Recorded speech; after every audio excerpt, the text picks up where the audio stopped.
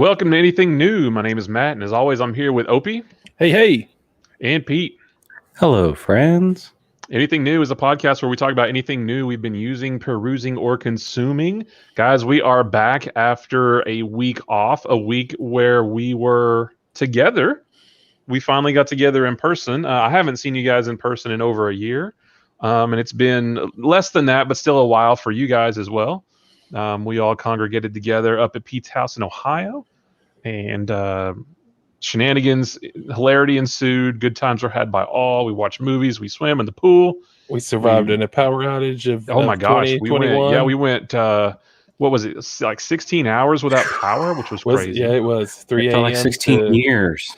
3 a.m. till It was it was 5:30 till like 9 o'clock that night or something. 5:30 in the morning till 9 at night. We were without power one of those days. It was insane. But yeah, we are back now, refreshed, ready to get back into the swing of things. This week we are going to be looking at a couple different things on Netflix that we've been watching, including Opie's pick Awake, that we watched while we were at Pete's house. So you've actually had 2 weeks. We announced that one 2 weeks ago, so you've had 2 weeks to watch that. We've got a bunch of pickups that we picked up while we were up there in Ohio together, and then also since then. And we're going to talk about our time together as well. And I failed to mention, this is episode number 45. Jordan coming out of retirement. 45. Number 45. I'll allow you to steal my athlete number, but that's what I was going to say. And it was weird because he wasn't that great with number 45 on, and then as soon as he put 23 back on, he started dominating again. So yeah, 45 not quite as good as 23. That's right. That's right, and it's almost twice as much. So before we get into talking about all of our Netflix goodness, let's talk about JamesCon. Let's talk about our time together. Let's do it. Yeah, JamesCon with special MC JamesCon. Nobody really gets that joke, but yeah. So everybody came up to my place. We've been doing this for a while. Usually in the winter, we get together at our friend Dan's place in Champaign, Illinois. And then a few years back, everybody started coming to my place during the summer down in Somerset. We were calling it SummerCon, but then, and that's where I met Opie. Mm-hmm. Hanging out down there in Southern Kentucky, and then we moved back to Ohio, my family, and then the guys started coming here. So this is the second one. The first one that Matt has been to, right? Yeah, that's right. Yeah, because last year I was scared at the COVIDs. It was COVID hot last year, and we had a good time. Last year we went to we went to Micro Center last year. Mm-hmm. Did some stuff, but this year we went to some game stores. Yep, got some pickups. There were like some like vintage video games and comic books and one of those type of stores, which we all love to hang. We can go into it. It's all, I think about this a lot. It's like I enjoy going in and just looking at the stuff and discovering new stuff, or like we did with those Star Wars video discs. Yes, those are so cool. They weren't laser discs. They were like an actual vinyl record, but it played video and audio. They looked like 3.5-inch floppy discs, but they were the size of vinyl records. So weird. Like never seen. Yeah. And it was like like the poster art, it was really, not super nice, but but it was nice. It was almost been just like a display piece, I think. Yeah. But it was cool. So I like going in and just looking at oddball stuff like that, and then maybe just picking up, one or two little things. But we could spend, a couple hours in there easy. Mm-hmm. And then we swam, and then like they said, we had a big power outage. There was like a tornado that came by. Didn't hit. Was there actually a tornado? Yeah, like they had said later on, like the Weather Channel had said that. And you were on the softball field. Yeah. My wife and I were playing co-ed softball, and the guys were back at my house, but it was like the last game of the season, so we had to finish it up. We were out there playing, and you could just see the clouds churning. There's like real weird clouds, like where there's like real high, kind of steady clouds, but then like the low clouds are just like moving super fast and kind of like whipping up in the air, and you're like, oh my gosh, something bad's going on here. And then as soon as like our game finished, like they came on like an intercom and they're like, everyone please get home safely, but you have to leave right now. And so everybody just like, and everybody's phone started like beeping that like emergency thing from like the National Weather Service or something. You just hear like beep, that real long beep, like hundreds of them, and it, like everybody was freaking out, and we just hightailed it home. Well, during that time, all the rest of us, including your two children, your two boys, were here with us. Yep. Well, we're there with us in your basement, and all of our phones went off kind of at the same time. And I have to compliment your boys; they didn't freak out at all. Like Paxton had a cool video game going on.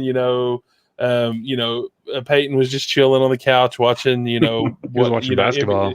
But it was so funny. We were like telling them that, this is what, telling them kind of what to do and then what's going on and all this stuff. And I'm just looking at Peyton. I was like, this is your life now. You're here with your 7 dads or whatever until your parents get home. But it was, we rode that out and, it was fun. We had a good time, a good place to be stuck, to ride the storm out.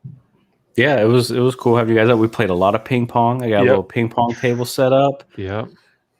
Shout out to Chris Higgins, Somerset, Kentucky, for donating that to me like years ago. Still got it. Still working great. Works great. I thought it was new. I actually had to order a new net for it months ago, and because of the Rona, it took like 4 months for me to get that net because the other one got like bent up and destroyed in the move. So, but yeah, we had a good time. I had a lot of fun. There was a little bit of anxiety for me just because of the power outage. So I spent like pretty much almost the whole day kind of worrying about keeping, food cold in the fridge and stuff like that. In your basement from flooding and all that stuff. Up here we have like these sump pumps that kind of like move water away from the foundation, and which I have a battery backup and then a separate sump pump. But still, whenever power goes out and you're relying on your backup stuff, that's never fun. You kind of start to freak out about that. But yeah. So, but we survived, and we're moving on to JamesCon 2022, which I'm sure will be bigger and better. Woo. That's right. The funniest thing about the power outage, though, that I want to mention real quick was, we just kind of waited hours and hours. The morning went, the afternoon went. We were into the evening now, and you finally made the decision. All right, we went and got to your neighbor's house, borrowed a generator to keep the sump pump going and a couple other things. And you finally made the decision. Listen, we're gonna hook your refrigerator up to the generator to keep your food from going bad. You have a really big, nice fridge, and it took 3 or 4 of us to figure out how to pull it out from the nook that it was built into. We finally got it pulled out. We got it. I mean, this was like an hour-long project. There were several of us standing around trying to figure out how to get it pulled out. We finally get it pulled out. We finally get it hooked to the generator. 30 minutes later, the power comes back on. Yeah. It took us longer to get it pulled out and hooked up than if we had just waited. Sure. And then you and I put it all back in, and it took us probably a good 20, close to 30 minutes to get it all put back in and cleaned up and everything. And so... that's what I was saying. There's always downsides. It's like, they made it look really nice and like fit in the cabinetry with all these trim pieces. But the downside to that is you can't just like pull it out, turn it around, and like plug it into something else. It would almost be worth running a cord up to your upper cabinet. I agree. Or something, or extension cord or something like that. Yeah, I might do that at some point. But yeah, it was a good time. Everybody made it home safe. And it was awesome. I had a great time. Can't wait. And for anybody wondering, it's called JamesCon because Pete's name is James, but we call him Pete because Pete's a nickname. But JamesCon sounds better than PeteCon. And the badge, if we had badges, it would be JamesCon's face. Yeah. But it was good. Usually everybody brings their PCs, but this time we didn't. It's a good thing we couldn't. There would have been a whole day where we couldn't play. True. Yeah, that would have been a waste. We did a lot of fun stuff though. There was like the day that we all went out. I mean, we got a lot. We were outside for a long time, probably like 8 or 10 hours, weren't we? Like we were kind of gone doing all the stuff. We came back and swam. Mm-hmm. So it was fun. There was even a little bit of con crud, thanks to our buddy Dan, who got sick and then passed it to me. I have a theory about that. How was you, Opie? Well, was it Monday morning? I woke up. Well, actually, it was Sunday night. I had a little drainage. I could tell that I have a sniffle going on. Slept through the night, woke up with a scratchy throat, and then all Monday I was kind of, kind of trying to get my throat, situated, and my nose was running. And then it kind of ended on Tuesday. It was really quick. It was like a 24-hour sniffle I had after I got back. I kind of chalked it up to like with Matt and Dan, they were kind of like, super quarantined over the past year. So it's like, when like the conquistadors kind of like go into the Caribbean and bring all those germs, like like me and probably like Tim and some of the other guys, we were probably a little less quarantined over the past year, so our immune system might have still been being bombarded by little sniffly stuff. But Matt comes out, which he's been very diligent and a good soldier the past year with COVID, and then comes out, he's like, all right guys, this is like the first time I've been out without a mask in public, and then boom, he gets nailed by a cold like from one of the other guys. I still maintain, because I know my body and I know the different feelings that it has, I still maintain that Saturday was allergies. I don't think I got truly sick until probably when I got home on Tuesday. I think my sore throat on Monday was drainage from the allergies, and I don't think the cold hit me till Tuesday when I was already back home. And I felt loud. I mean, I felt awful for 2 days, Tuesday and Wednesday and part of Thursday. I felt pretty lousy. But we all survived and moving on to the next con. But it was a good time. Awesome. Well, while we were there, we watched a couple of movies. Pete has a really nice home theater. We watched a couple of movies. We played some Xbox. But one of those movies that we watched was Opie's Community Watch pick on Netflix. It's a movie called Awake. We all watched it together on the big screen. Opie, why don't you give us a rundown of what Awake is, and then we'll talk about what we thought. So I tried to stay awake through this whole movie, but no, we got up there Friday and we threw this on the big screen, and a lot of people that were there, a lot of the guys, we all watched it together that don't necessarily talk about it on the podcast, but they wanted to listen in and wanted to give their opinions on it. But basically, it's one of the Netflix original movies that came out, and it boils down to the plot of the whole movie, spoilers, is there is a solar flare, something that happens in space with solar, whatever. I'm not going to give you the definition of a solar flare, that all of a sudden makes everyone you're not able to fall asleep anymore. So what you've got is a situation of a whole planet, or of everybody on the earth, can't go to sleep, except for a couple of people that are able to fall asleep. So in a roundabout way, you've got the main character who is kind of starts off in kind of doing some shady stuff. She's a mom. You can kind of tell that she's had a kind of a sketchy past, because it kind of introduces you as her like doing some crazy shady stuff at work. I think she's a security guard at a college. And she's got a background in the military, so she's kind of connected it with the campus security and some of the military in the area. That all comes out in the beginning of the movie, and she kind of sends doing some stuff in one of the labs there, like taking some pills, and then she goes and sells the pills to a dealer, and then after that she gets off the night shift and it's early morning, and she goes and apparently goes to visit her kids or pick up her kids, one or the other. But you can already tell that she doesn't have full custody of her kids. Her kids are living with her mom. Was it her mom or her mother-in-law? I think it was her mother-in-law. It was her mother-in-law. But there's really not any other family in the picture, but other than her son, who's older. He's a mid-teenager, maybe late teens. Would you say, guys? Early 20s, late teens. Yeah. And the daughter, which is she's middle schoolish age, maybe a little younger than that, elementary school, middle school, right in that age. But they this whole solar flare kind of happens.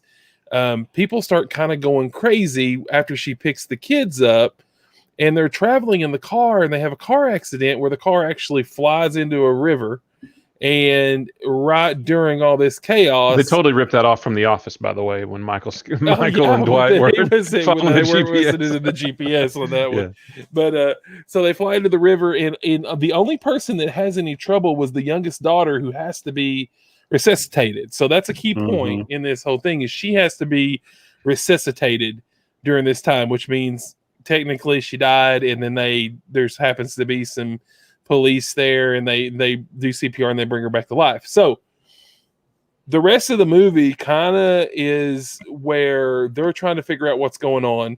And, I'm just going to kind of go through it as the people get more sleep deprived, as the timeline goes on or the day goes on. They're acting crazier. And, the military kind of comes in and they give you some stories about, the science side of it and how long your brain can go without sleep, and what starts happening, the different levels of sleep, what happens when you're sleep deprived, like hallucinations and odd behavior. But for some reason, her daughter is the one can go to sleep. Like, she actually that night goes to sleep, and everybody starts freaking out. So they also find another lady apparently that could go to sleep as well. So in a roundabout way, they in a span of 24 hours, and we'll talk more about this timeline, because that was what was really, I think, bothering all of us, was the timeline.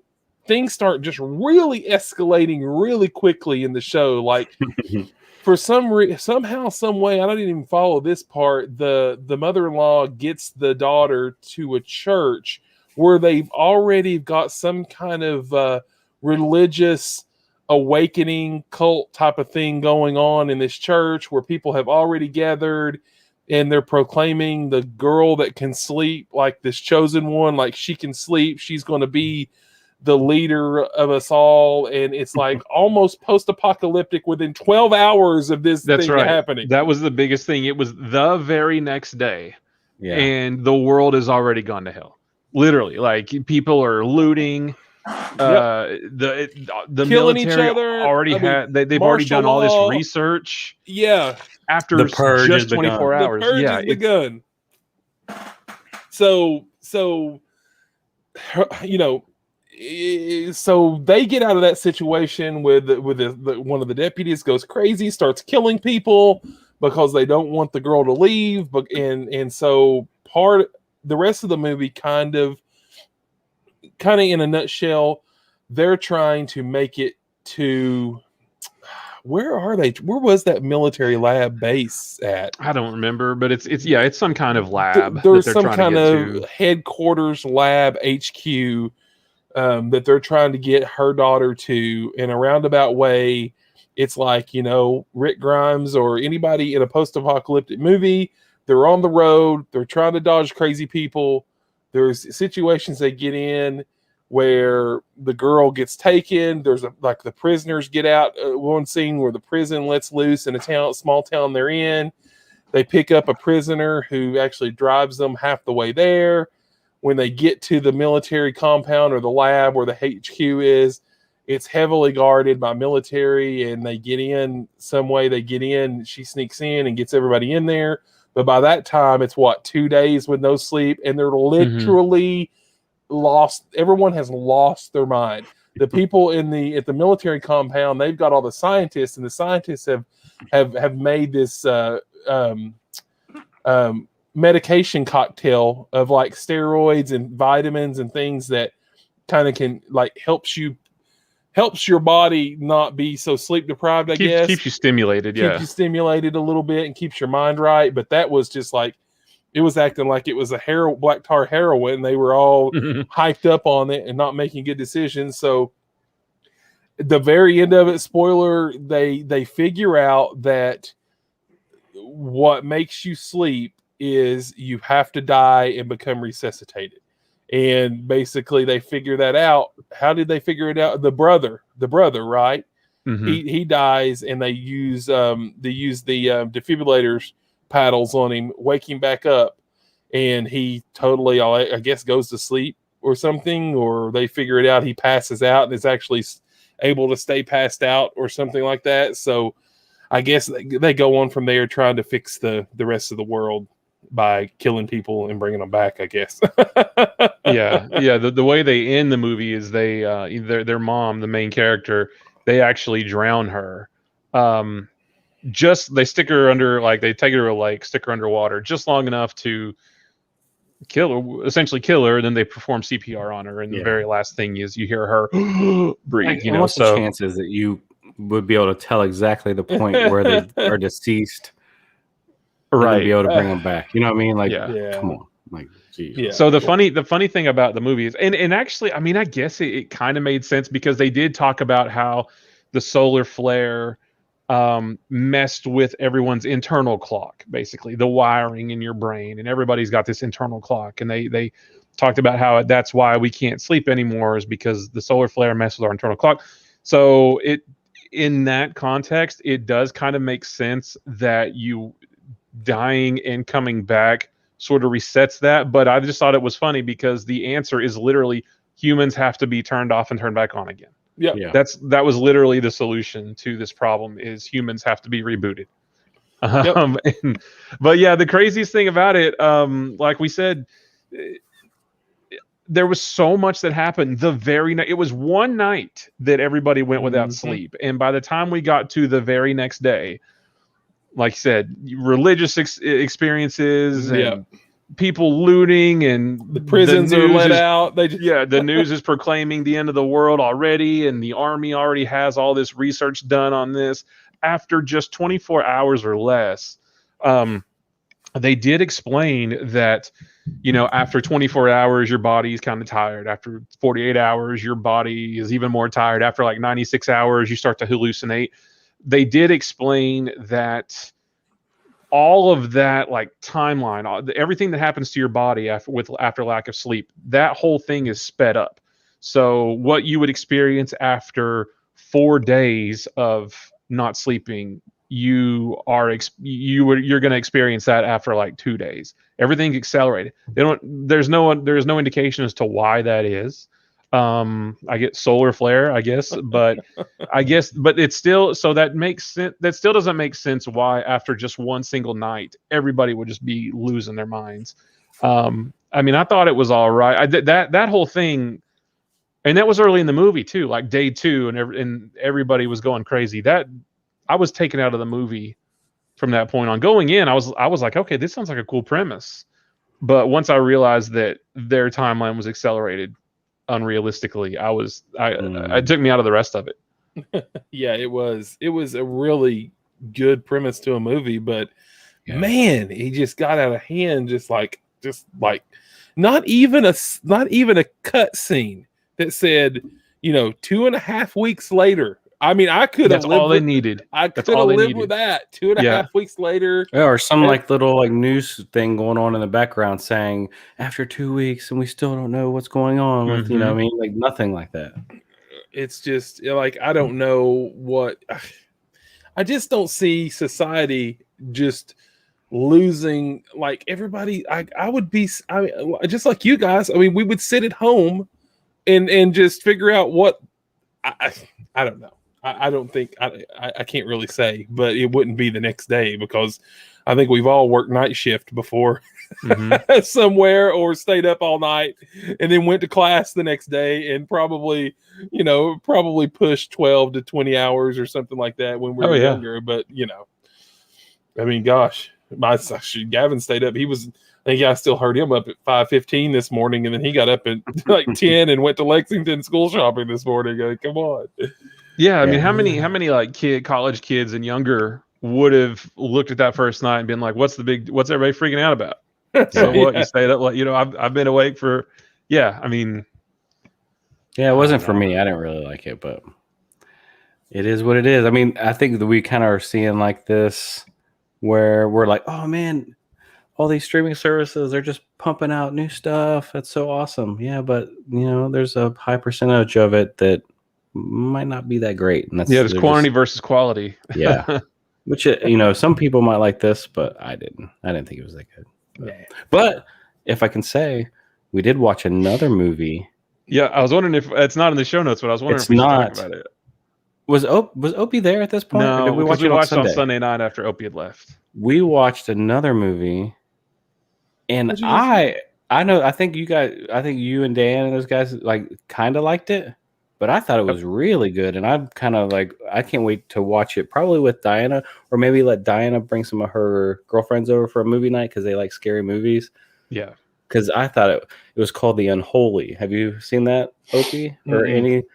It has what's his name? The dude from Jeffrey Dean Morgan is the main character. Yeah. So Negan from Walking Dead, he's the main guy in it. Mm-hmm. And I thought it was really clever and just a different take on just a show, on a movie, like a horror movie. It was really good. Yeah, we won't say too much about it because we didn't announce it. Opie hasn't seen it, so we don't spoil it. I'll read the description from IMDb just real quick.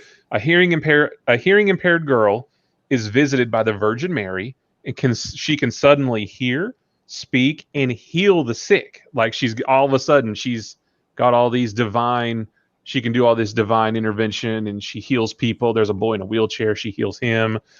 As people flock to witness her miracles, terrifying events unfold. Are they the work of the Virgin Mary or something much more sinister? Ooh, it's good. Yeah, it's got a 5.0 on IMDb, which all the ratings on IMDb are low anyway for every movie. But we as a group, I think we all liked it quite a bit. The Metacritic score on here is 36. I thought it was way better than that. And it wasn't like one of these movies like, I don't know. I always think about The Conjuring because sometimes the first couple Conjuring movies, I sort of had a hard time following those movies. This one was very easy to follow, and you sort of you were able to figure it out as it went along. I didn't figure it out too early, but I also figured it out before the end of the movie. But even when you do figure it out, the rest is still entertaining. You know, I really liked it. Like, I highly recommend watching it. It's a good, it's a good one. Yep, The Unholy. So check that one out, and you watch it this week, Opie, if you just have a little downtime, and like to hear your opinion on it. Because I wish it would have been one of our community watches because it was pretty good. Yeah, yeah, it should have been. Well, speaking of community watches, it's my turn to pick this week. Oh yeah, and I did have one movie in mind, and then I realized what week we're on. So I changed my mind, and this is one that you're going to have to wait for a few more days to watch because it doesn't release until this Friday.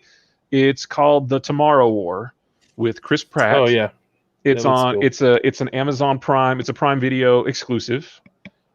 A family man is drafted to fight in a future war where the fate of humanity relies on his ability to confront the past. So I think I've seen one trailer, and I think Pete's pulling it up now. But basically there's a big war being fought in the future, and some soldiers actually come back to, I'm not sure when they come, if it's present day like our day or whatever, to recruit people to go into the like 30 years into the future to fight that war. I don't really know why, but I'm assuming we'll find out. I'm assuming they'll reveal it. So it's a big sort of action adventure, Chris Pratt vehicle, and it looks interesting. It's nothing like the Tenet either. Okay. Oh, right. They were fighting. Not quite, yeah. Oh, what's your soccer? What?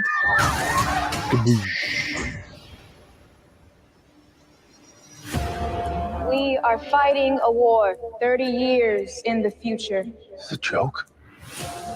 Our enemy is not human. We need you to fight. I got drafted. I will be back. Why is this happening?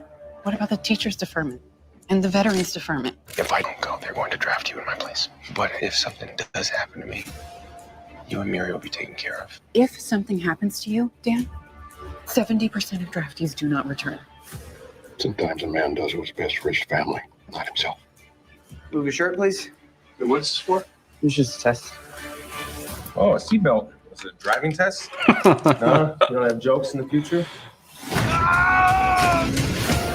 This device facilitates your jump to and from the future war. 1 minute to jump. Oh, here, buddy. Take that. You just look around like that. How are you so calm? Long story. Yeah, ex-military?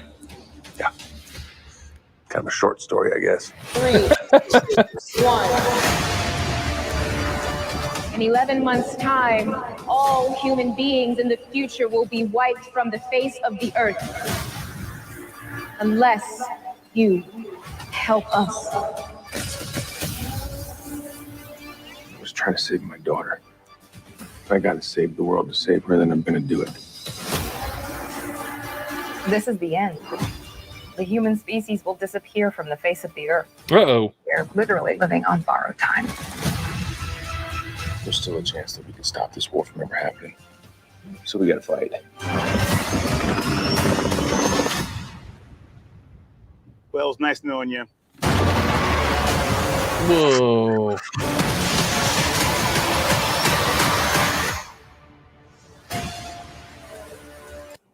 Looks like a movie that I would love to watch. Yeah, it looks like honestly, it looks like a dumb popcorn movie, and those are my favorites. So, and it's Amazon. It's going to show up on Amazon Prime on Friday. So, you guys will have Friday night, Saturday, Sunday to watch it before we talk about it next week. Lauren, I don't really know. Nobody likes soccer. I don't really know why they would have to come back to the past to recruit people to fight in the future. Like, why don't they just go to the past to stop? And it's one of those things. Would you kill Hitler? But I'm hoping that the story is a little bit deeper than just we've got to go back to the past and recruit people. I'm hoping there's a little bit more like there's a reason why we're in this war, and it has to relate to this, and there's a reason why we have to go get these people. I'm hoping it's a little bit more cerebral than just let's time travel and shoot things. Yeah, and so say there's a war in the future, and Opie's son is fighting in that war in the future, but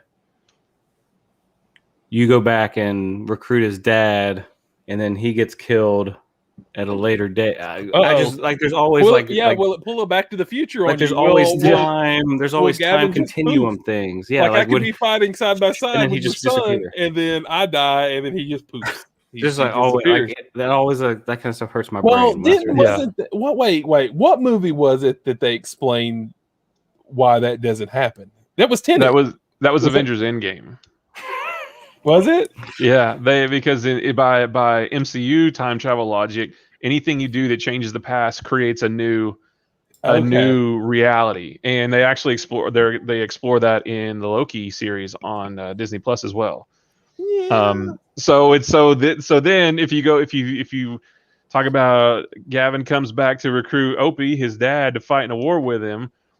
Is it Back to the Future rules where if Opie dies, Gavin doesn't exist? Or is it, actually Gavin would exist because you've already had him at the time that That's true. Mm-hmm. So, That's but true. Is it Back to the Future rules or is it MCU rules? Because there are two wildly different time travel rules.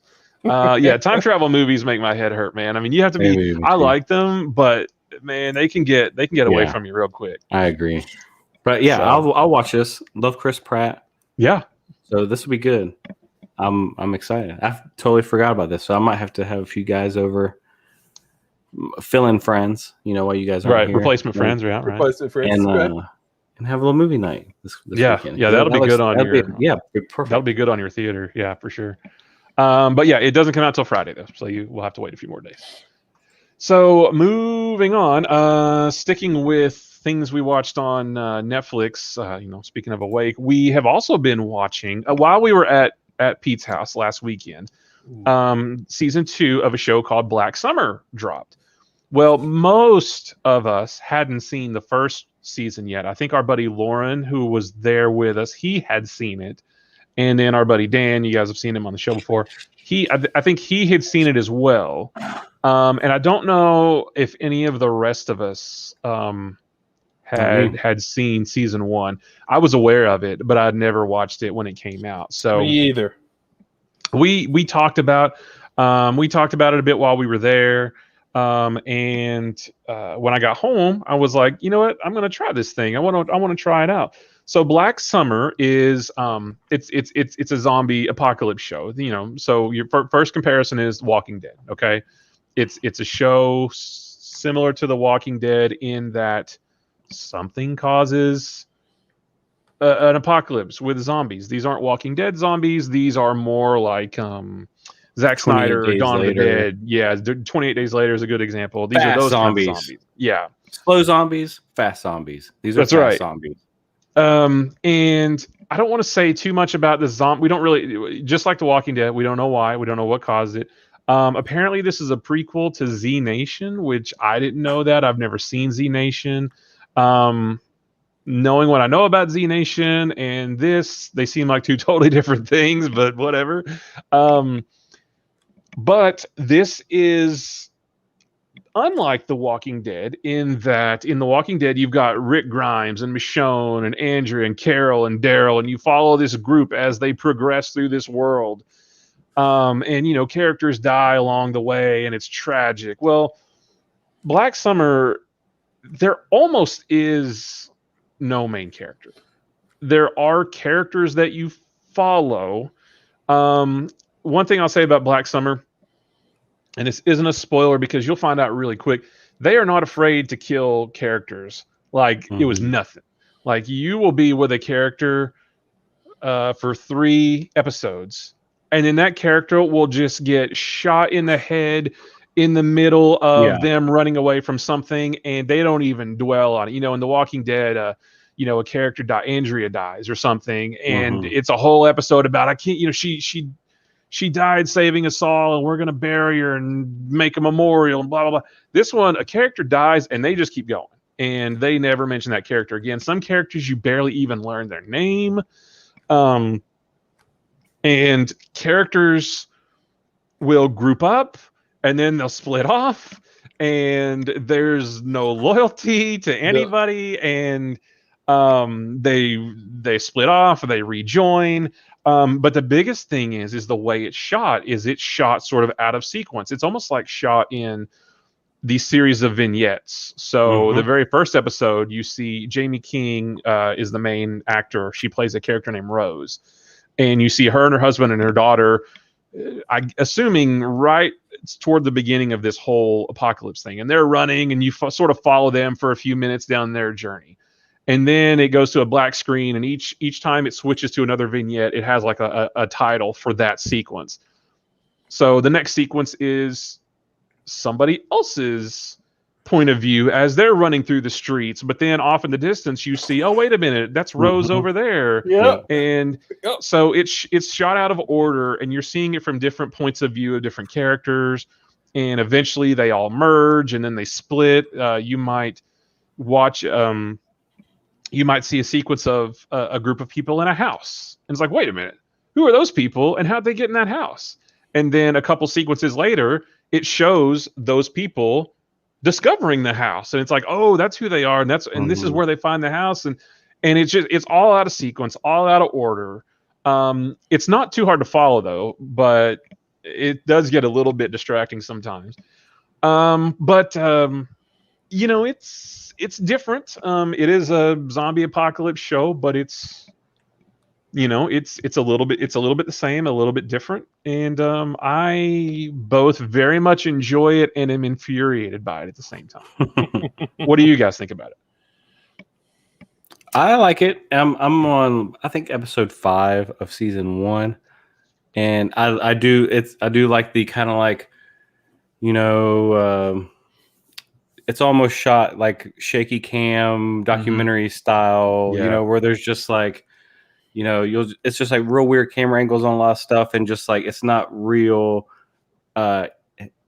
well produced as far as like the shots. So it just kind of looks like you're along on this huge, you know, crazy journey that these people are on, and like it's chaos, and like the camera's getting, it's shot in a cool way that I think, you know, and they do that to kind of convey the chaos, you know, like especially in the beginning, like the first couple episodes when everybody's running, like just like they have no weapons, you know, like that's why I was just like, I was frustrated with. There was like one episode where like the curly hair guy, he was getting chased by a zombie for probably 30 minutes of the show. And he kept like running in and out of like buildings and stuff, but he didn't have anything to try and like fight the guy off with, you know? I thought that was there's just a lot of like intense moments like that. I thought it was good. I love fast zombies. Like slow zombies are just so lame to me. Like just where you can walk through and kill like 50 of them with a machete, you know, like that's so dumb. The fast zombies are way more scary and intense. So Oh yeah. I love the scene. It's like the very first episode, so it's not a spoiler because it's probably 15 minutes into the show where the older lady commandeers a car. Yeah. And then this guy comes up to the car and he's trying to talk her into letting him in. He's like, they're coming. Please let me in. And she's like, no way. And he's like, I'm a good Christian man. I'm just trying to get to my family. And she like sits there for like a second and she's like, she knows like she shouldn't. She should just hightail it out of there. But then she's like, this is the right thing to do. I need to let this man in. So she lets the man in, and the first thing he does is looks over. He's like, "Get out!" Yeah, and I'm like, "Oh my gosh, I knew that was going to happen." So it's just you see like the good and the bad side of humanity there because everybody's out for themselves. But I like it. I can't wait to kind of see where it goes. I have a couple questions, but I want to ask, but I kind of wanted just to kind of discover it on my own. Okay, but it's I don't remember it coming out in the beginning, or I probably would have watched season 1 when it first came out. So it's kind of cool to have 2 seasons of something to blow through, because they do go by pretty quick. So I mean, I absolutely finished. I binged both seasons within a couple of days, and once I started watching it, I just couldn't quit watching it. I'm with Matt. I like the way they break up the scenes and kind of name the scenes because it kind of gives you like a foreshadowing of what's going to happen in the next scene. It's also cool to see the different characters interact and their storylines weave, and how you'll go through one character's experience and then it'll turn around and backtrack a different character that they come in contact with or got to the same place with, and how they got to that point. That stuff is really awesome. I don't want to nitpick the show. I like the fast zombies as well. I like the fact, like The Walking Dead. I mean, this is not a spoiler. Well, maybe it is, but they don't know what has caused all this. But they turn so fast. Like like when someone dies, like instantly they turn. They turn and they don't even like know what. I mean, you don't even have time for them to like just kind of metamorphosize into a zombie. They're boom bang, just like it's drop of the hat, because there's several times where people are trying to help people, and there comes a point, and this is not a spoiler either, where if you just get injured, sorry, see you later, because they're just. But there's a lot of stuff too, like they do stupid stuff I think a lot of stuff could have been avoided. It just, I wish the series kind of explained like what in the hell everybody's in such a big hurry to get. I mean, they don't even explain, like, I mean, you've seen the first 5 episodes, at least, James.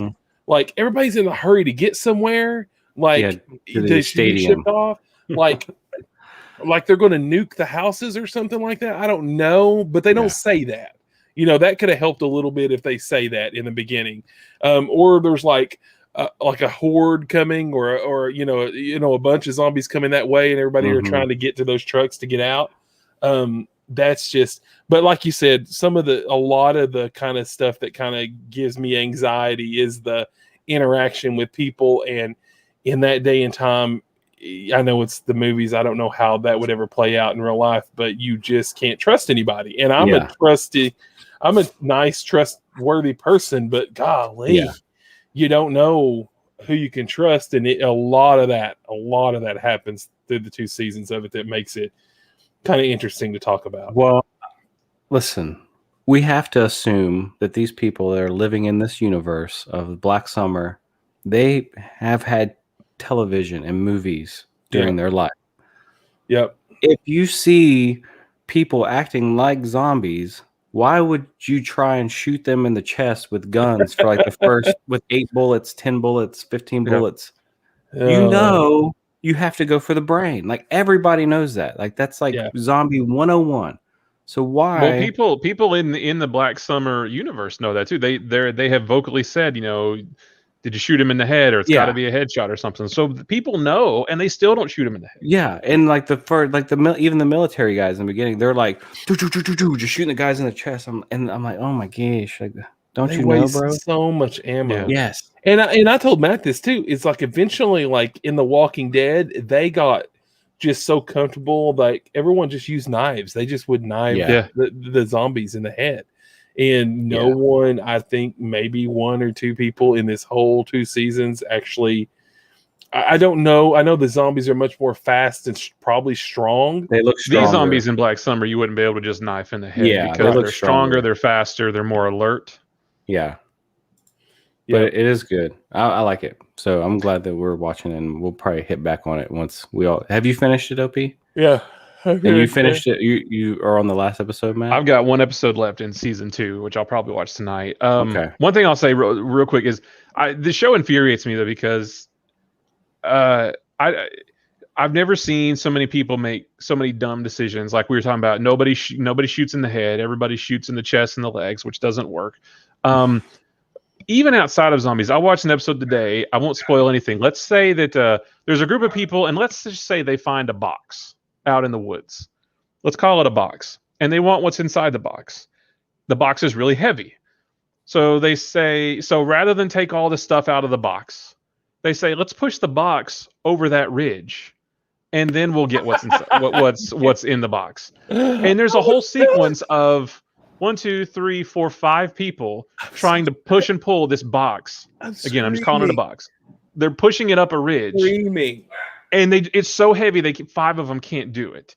And because they can't do it, it causes something to happen.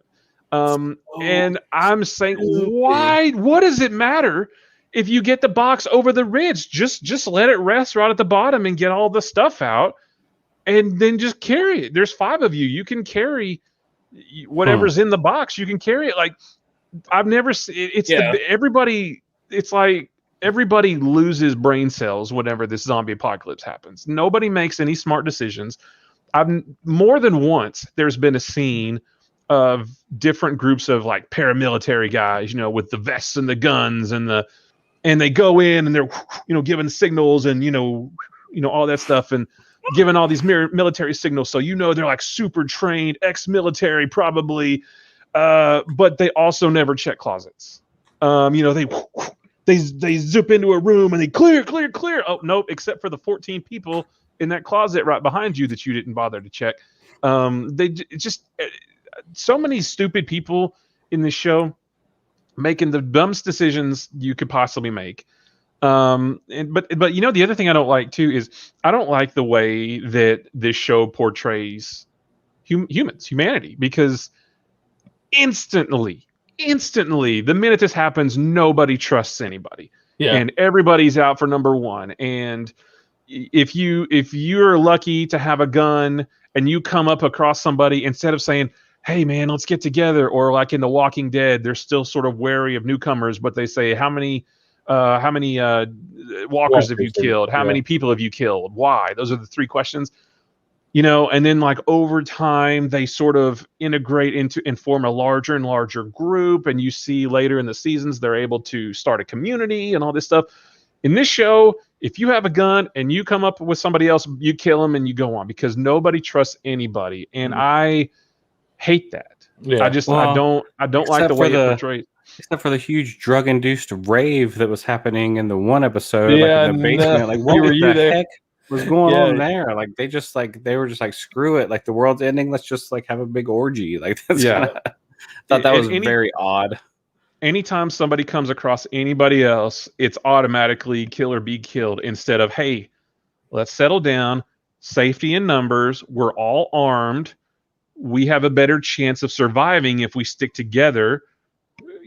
All this stuff. Nobody plans for more than just the next few minutes ahead. So, yeah, and so I don't mean to go along with this. That's the one last thing, Pete. That episode you were talking about with the big underground rave. I almost stopped watching the show after that episode, because the whole episode is a heist. Yeah, we're gonna go raid this weapons depot. Yeah. Okay, that sounds awesome. Yeah. at the weapons depot, there's also some kind of weird underground rave. Okay, that's weird, but all right, whatever. The group that's together that goes to raid the weapons depot, they know exactly where to go. They know exactly how to kill the power. They know exactly which way to go in the air vents to get out. Yeah. It's never explained how they know this. Yeah. Like, how do they know where it is, how to navigate, what's there, all that weird. stuff? It was weird. I thought the next episode was going to be flashing back to the bearded guy they were with that didn't really talk. I thought, oh, he's going to be like ex-military and he knows we're going to get a whole episode of them planning the heist. Well, none of that. I put it together that couple from the diner. I thought they were kind of in on it, like they were a part of that gang or whatever that was running that or something at one time. So maybe. That's why they knew. They set that up. But let me ask you this. Do they ever explain the one curly haired guy who was kind of on his own and was getting chased by the zombie forever? Do they ever explain exactly who he is? No. Because there was a part in one of the episodes where that guy was laying there and these two other guys, and he says, "Is that who I think it is?" And the other guy goes, "Yeah." Oh, it's just because he was with them before. Oh, okay. I thought it might have been like some famous dude or something. No, he was part of their group before, and then he got separated for a while, and then he meets back up with them. All right. So our buddy Lauren in the chat says they had two people from the inside. I guess. I mean, but I don't need everything spoon-fed to me, but it just completely took me out of the whole thing. It's like, wait a minute. These people who barely know each other all of a sudden are able to pull off an Ocean's 11 style heist in the middle of a zombie apocalypse. Didn't they show some sort of schematic? I thought that somebody pulled out some schematic and they looked at it. They showed a scene where they did that. I don't think so. I might be wrong. Maybe I missed it. I don't know. Yeah. But it's a good show, but it also is infuriating because I don't like how it portrays humanity as very untrusting. The minute everything goes bad, we all mistrust each other. It was a lot of that. And just stupid decisions, a bunch of stupid decisions. Yeah. All right, so we're running out of time, but we've all got some pickups. While we were together at Pete's house, we went to some video game stores and the like, and we picked up some stuff. Opie, why don't you show us what you picked up? Well, I've got pickups before the last episode, so we took a week off. And I've got pickups before that too. Okay. Plus pickups from this week as well since I've got back. So do you want to see all that too as well? Yeah, just hit us, man. Yeah. Okay. Lightning round. Yeah. We'll lightning round this. Real quick. And this is not super great stuff, but I'm going to go through it real quick. So I think I mentioned it before on here at my new job. I have a Salvation Army store, which is a Goodwill, but it's Salvation Army right down the street. From me, and then I have a Goodwill, kind of in the same vicinity as me too. So I go through there just a couple times a week, and I pick up stuff. So I kind of tend to pick up some stuff sometimes I like vintage stuff, and I like to throw it up on eBay. I have a couple of vintage Coca-Cola glasses, and I found this Coca-Cola pitcher, vintage style, and it's got Godfather's Pizza branded on the back. So I'm going to probably sell this with my two vintage glasses. They're back here on this shelf with my glasses and stuff, but I've never seen one of these before. I think this is there's a fancy name for it. I saw it on eBay, but I guess you fill the Coke up with this and pour it in your glasses. Or it'd be like a decanter? Whatever. Yeah, maybe. I think that's you might be right on that, Pete. Okay. So I didn't realize how expensive this game was until I saw it new at Kroger the other day. My Super Kroger has a game section, but it's got toy section, game section. That's crazy. It's a big Super Kroger. But I found this at the Salvation Army too for $2. Oh, nice. Ooh. I love Catan. Is that different than Settlers of Catan? It's the same thing. Okay. Never been opened. Dang, dude. Oh, nice. Yeah, this is a $45 game, expensive. $50 game, and it's even got a sticker.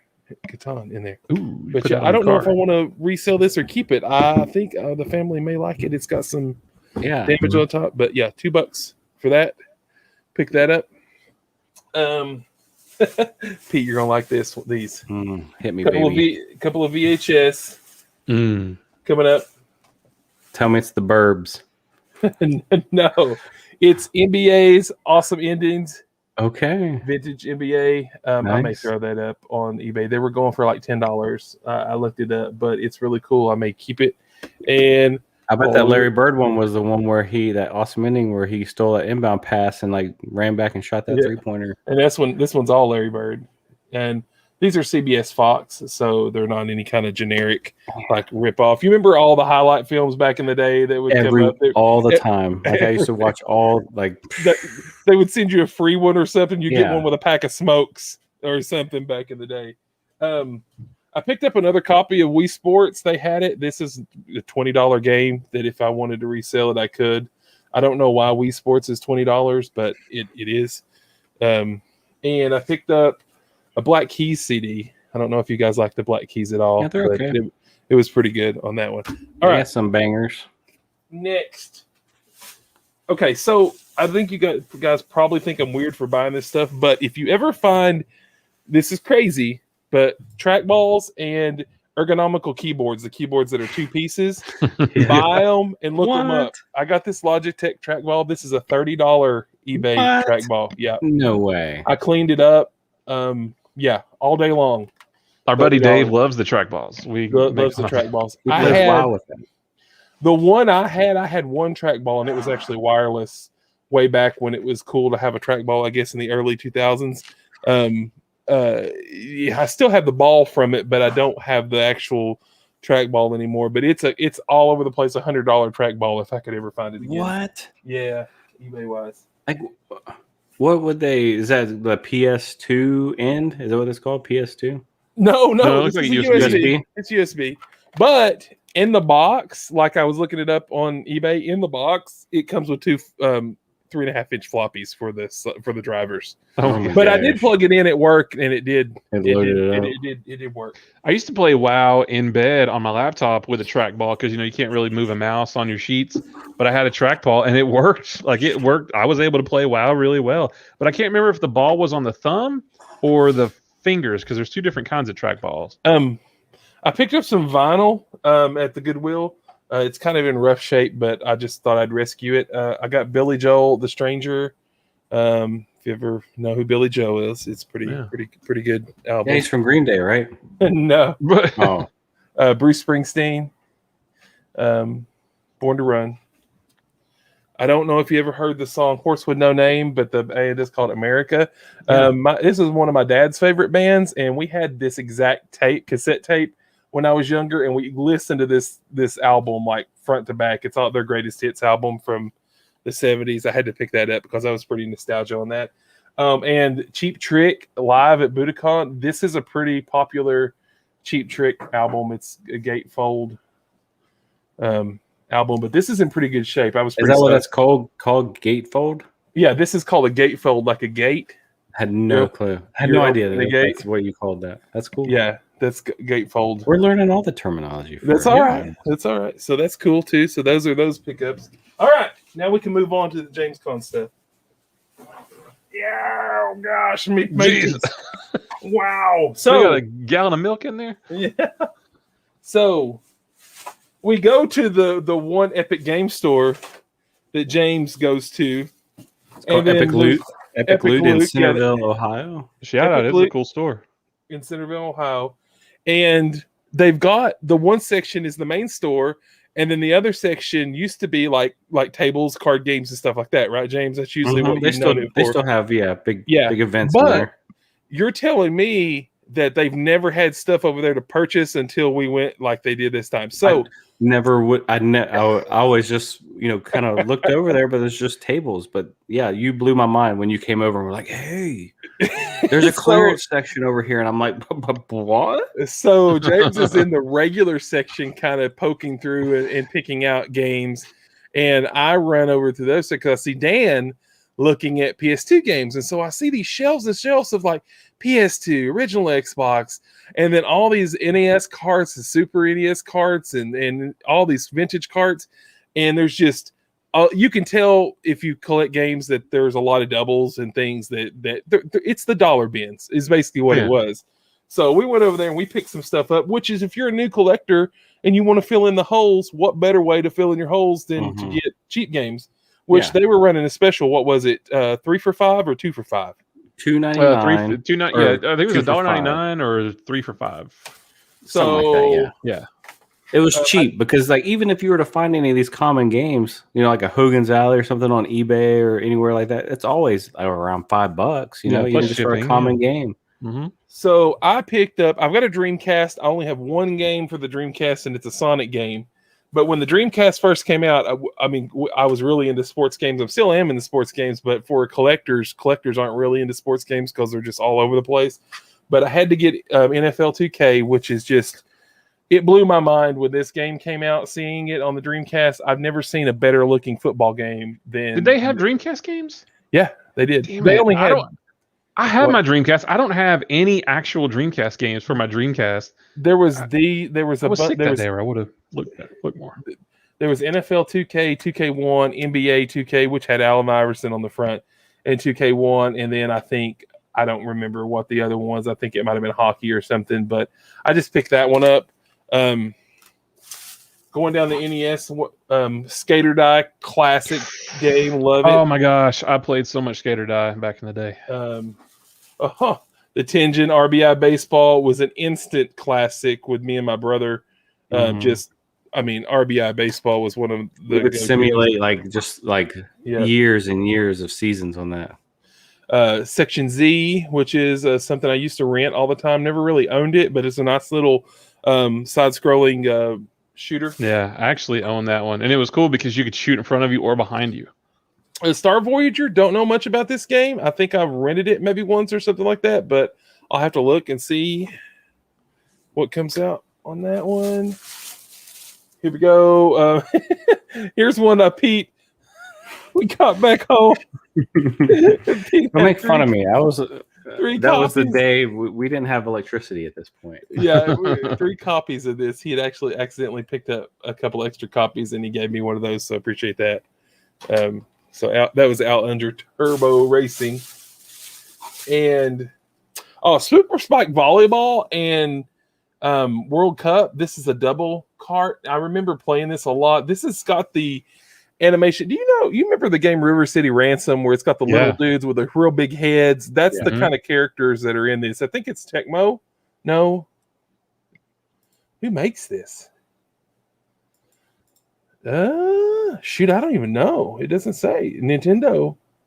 I don't know who makes that. But anyway, let's see. All right. One more NES cart. Oh, here's Tag Team Wrestling, which, guys, come on. I mean, these are common titles, but hey, great price to bulk up a little bit of collection. And last but not least, I got a Sega Genesis game. Super nostalgic for this. This is my first college football game. It's Bill Walsh College Football. It's a classic on Sega Genesis. I really wanted to pick this up because it has everything. Look at the stuff that's packed in this. I got the poster. It does have everything. Everything. Yeah, I mean, for a couple bucks, that's just, you can't beat it. No, you can't. It was awesome to get it.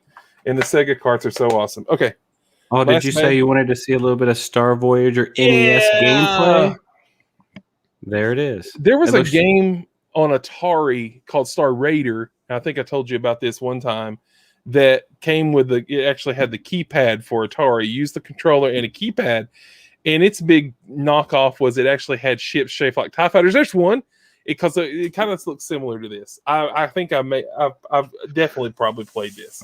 I think your shields are on the left, your lasers are on the right, or fuel or something like that, and you got to that you jump into subspace. As long as you don't have to refuel mid-space like Top Gun. Right. It's got like Top Gun. All right, here we go. So the next game store we went to is kind of just an all-around nerd store. They had games, they had comics. That's where we saw the Star Wars super mega laser disc or whatever, and they had arcade games, CDs, vinyl, everything.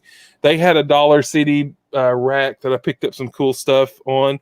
This is a No Boundaries CD that I was telling Pete about, which is basically got a lot of like B-side 90s stuff on it that sorry, it's not going to focus, but it's unreleased. Anyway, I remember that in the 90s, never had it. I always pick up Toriama's stuff because she's just pretty awesome. That's a single.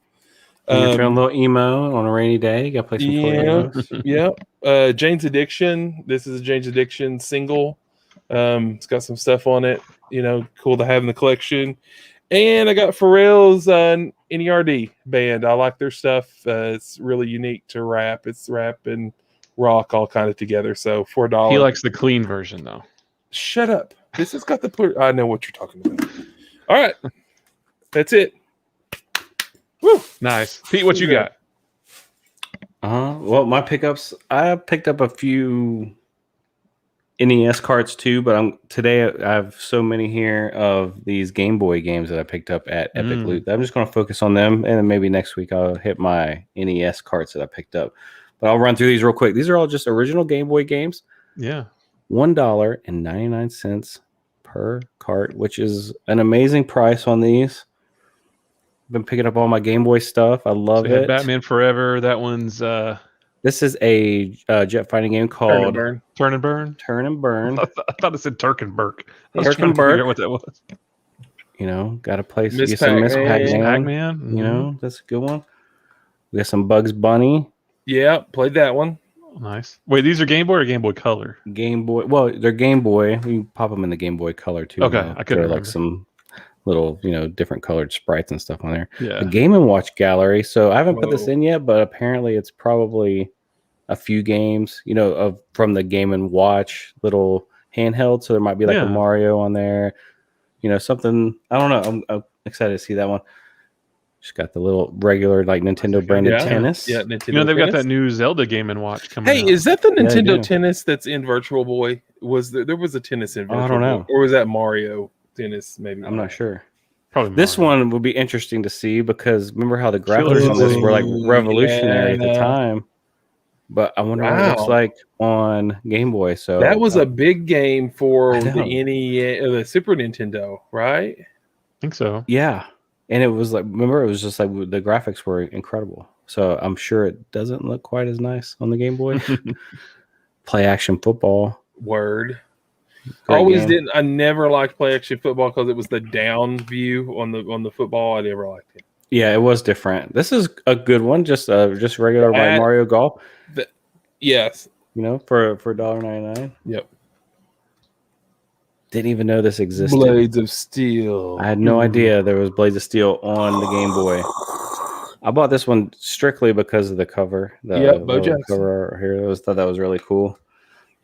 This one I popped in because I love Urban Strike and Jungle Strike on SNES and all that. Oh, I loved it on Sega Genesis. And it is horrible on here. Okay. It was really bad. Like they tried to make it look really nice, and it just looks like a big jumbled mess. There you go. NBA Jam 99. Look at this, y'all. Got some paper Oh, boy. there you go. It's your nostalgia right there. Centipede, which would be Right. a cool little arcade game to play.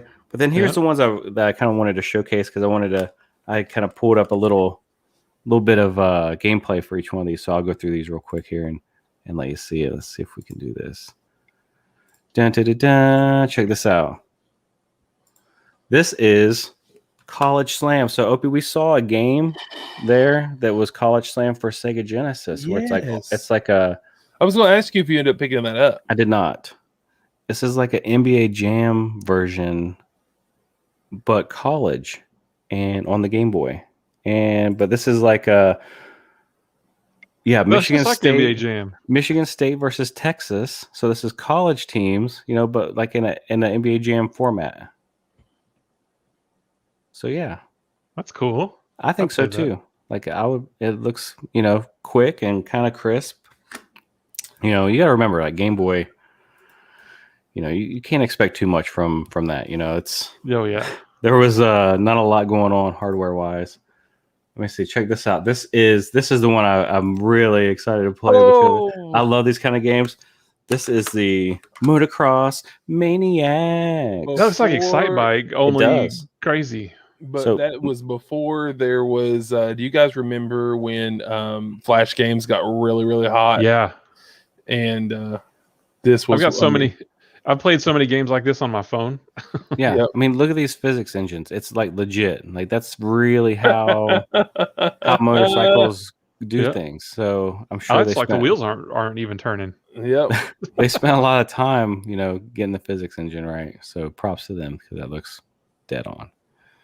So all right, and I got. Let's see. I'll do one more here. We'll run out of time.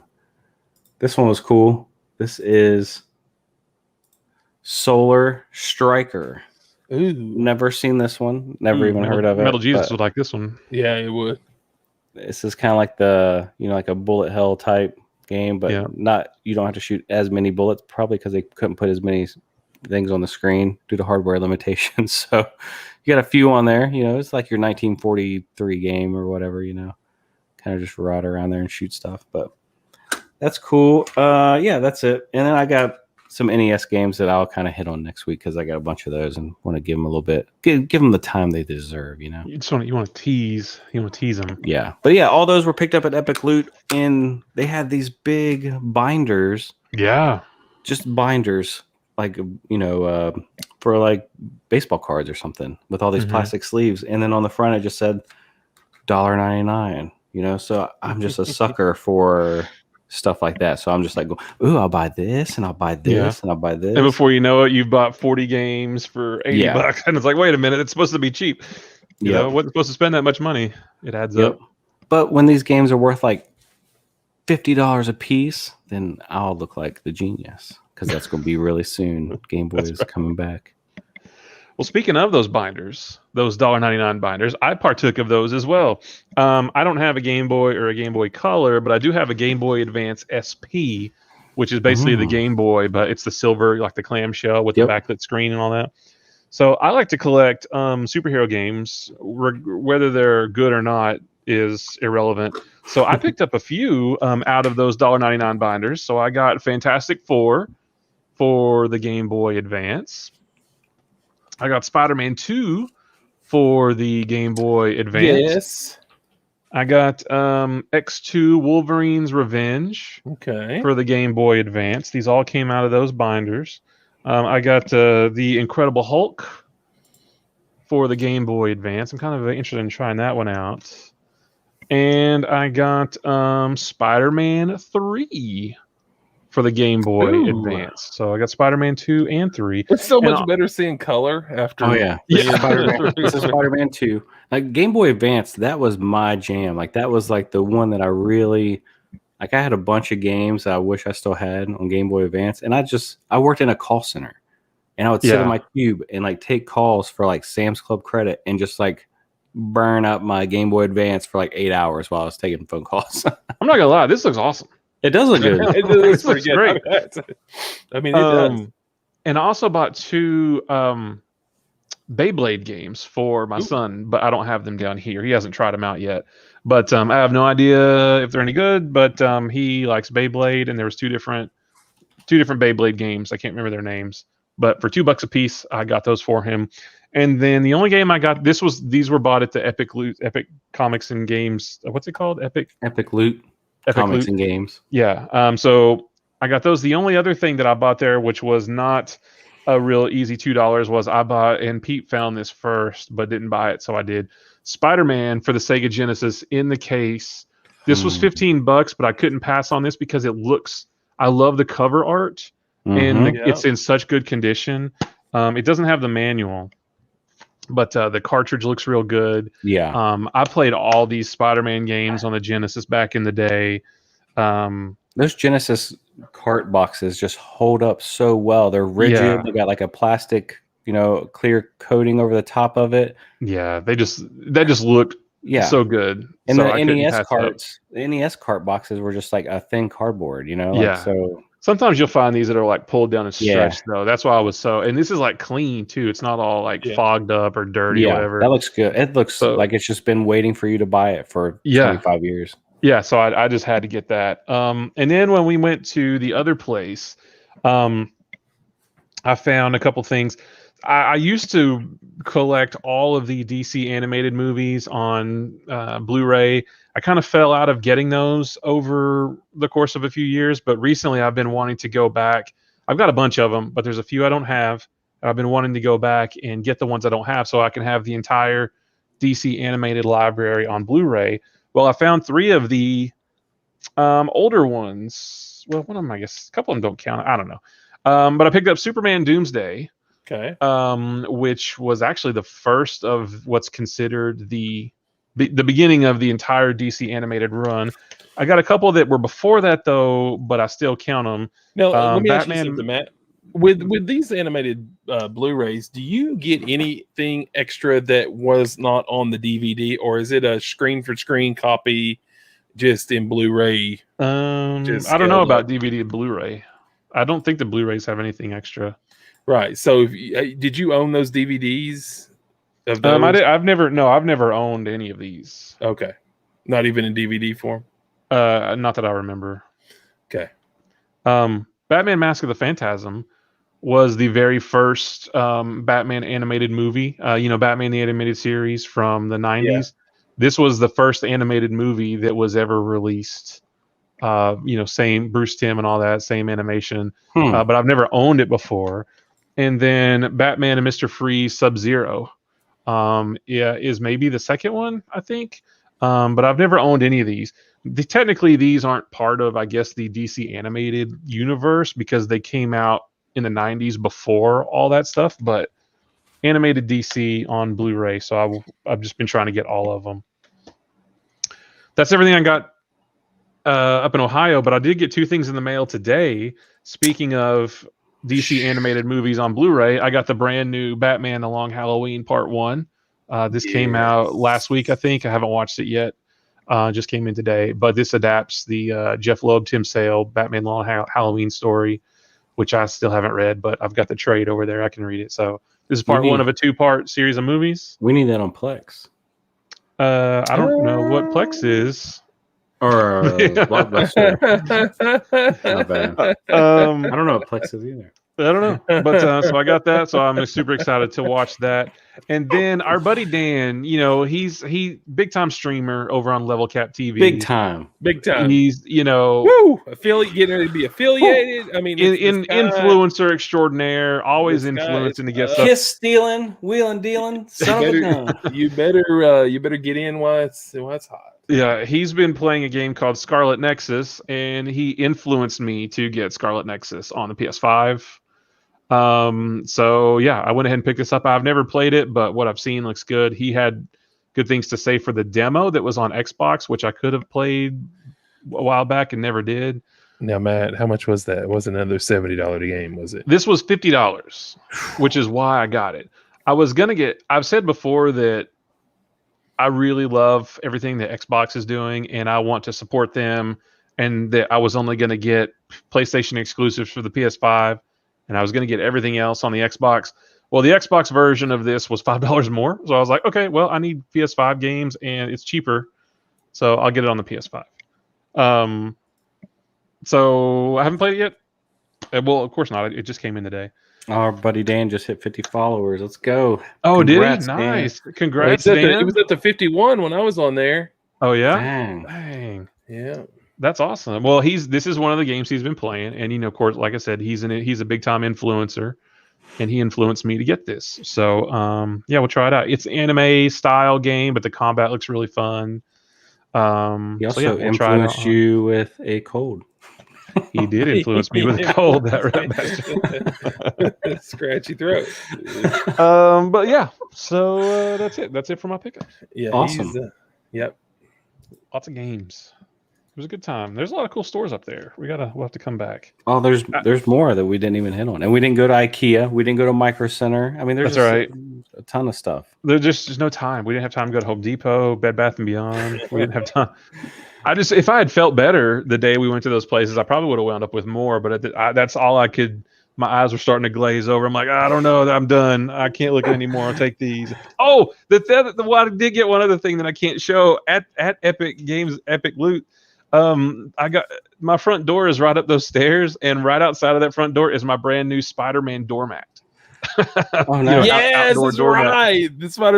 And tell him what the guy at the counter said. Well, I bought a couple of these Spider-Man games, and I bought the Spider-Man doormat, and I had a Spider-Man shirt on, and the first thing the guy said was, "You don't happen to like Spider-Man, do you?" I'm like, "What are you talking about?" And then I look, oh man, I didn't realize. I was like, "Yeah, he's my favorite." But yeah, I got a cool. It's just like a close-up of Spider-Man's face, so the black eyes and a few of the webbings, and it's all red with the black eyes and the webbing, and it looks great right outside my front door. It's pretty cool. I'll have to take a picture and put it on the gram. But yeah, that was fun. Yeah, that's it, guys. Pete, why don't you hit us with the socials real quick, and we'll get out of here. Yeah, we're on Twitter at Anything Newcast. You can drop us the email at anythingnewpodcast@gmail.com. We are on Instagram. Just search Anything New Podcast.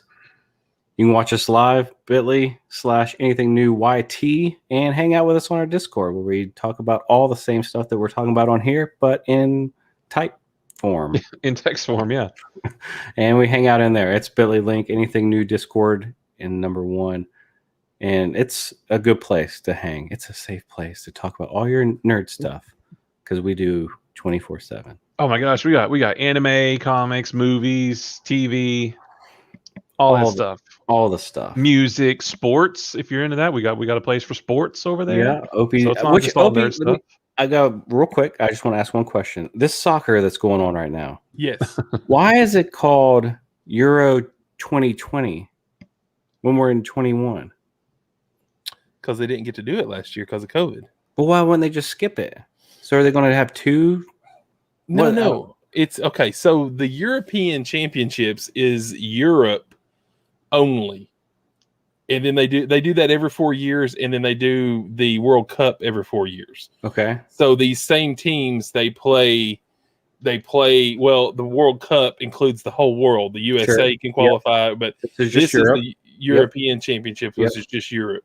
So they usually do it every 4 years, and that kind of offsets the World Cup by every 2 years. You understand what I'm saying? Yeah. So they couldn't do it last year because COVID pushed it out. Okay. It's just weird that they wouldn't have just, because when they show everything, it's Euro Championships 2020. And I'm like, what? Is this on tape delay? Yeah. Like, this is 2021? It's a big deal. It's a big deal in Europe. It's all the big countries the over there. They have their own championship. We have on this side of the hemisphere called Copa America. The two America continents, they have their own little tournament, which, the big teams in Brazil and Argentina and the South America, and then of course the USA can make it. What's that called? Copa America. Is that like Copacabana? I don't know. With yellow feathers in her hair and just goes down to there. We'll give the world their soccer while we're building up our military to control the world. My gosh. Here we go. Freedom. All right. On that note, we're going to get out of here. Okay. Guys, we appreciate you watching. Sorry we were gone for a week. We intended to do a show while we were together, but it didn't pan out.